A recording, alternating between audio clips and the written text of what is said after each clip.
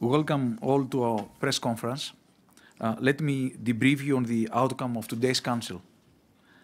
First of all, I would like to welcome the adoption by Ecofin of the agreement between the European Parliament and the Council on the recast directive on deposit guarantee schemes. It constitutes another essential instrument for strengthening financial stability and confidence for credit institutions in the European Union internal market.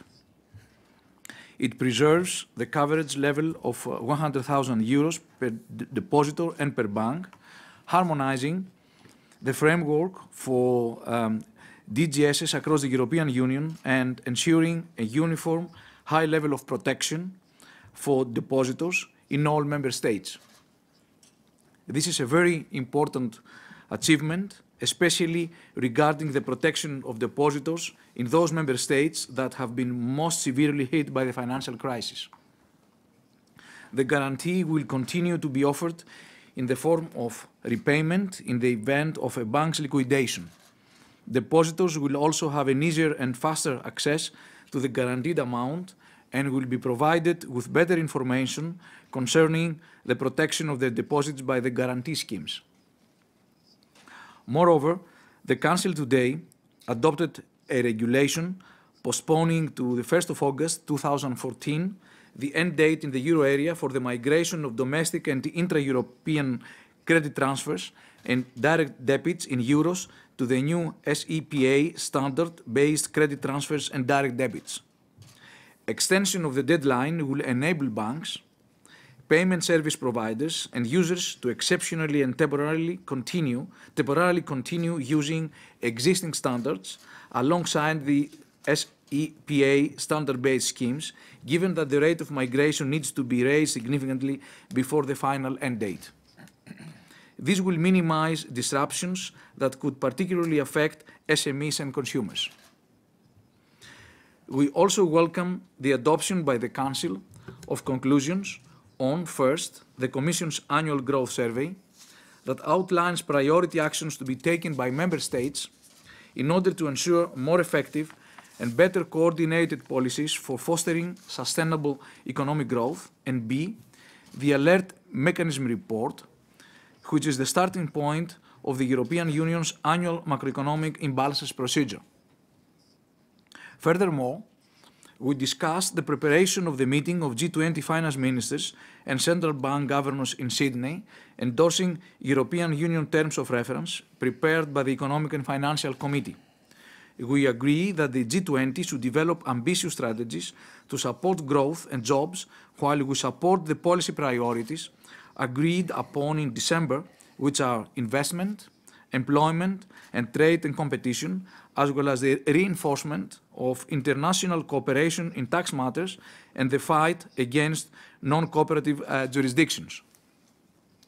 The Council adopted also a recommendation to the European Parliament on the discharge to be given to the Commission for implementation of the European Union's general budget for 2012 and approve the conclusions on the budget guidelines for 2015.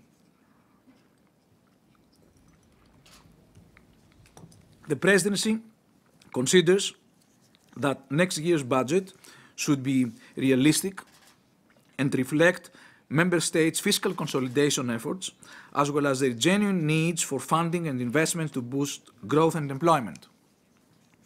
The European Central Bank briefed the Council on the first quarterly report on progress in the implementation of the single supervisor mechanism. At this point, I'd like to congratulate Ms. Danielle Nouy for taking up her duties as the first ever chairperson of the ECB Supervisory Board, as well as Mrs. Sabine Lautenschläger, recently appointed vice chairperson of the board. Now, on the single resolution mechanism, I'm sure that you all followed the debate.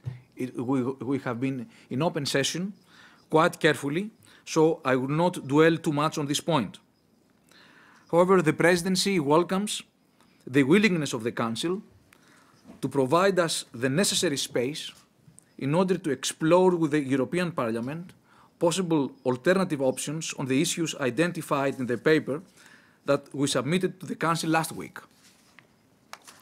The issues we face are well known, as well as the challenges.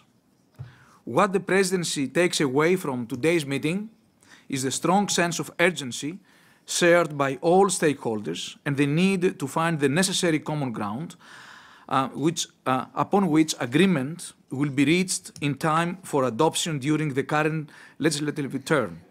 And as Jeroen can confirm, the same, I feel, applied to last night's discussions regarding the IGA. You can rest assured that the Hellenic Presidency is committed to do all it can within its purview to achieve an agreement based on mutual consensus as the best way to guarantee the resolution mechanism effective and efficient operation. And we want every member state to be on board. I remain confident that with good faith and a spirit of compromise, we will reach our common objective. Thank you.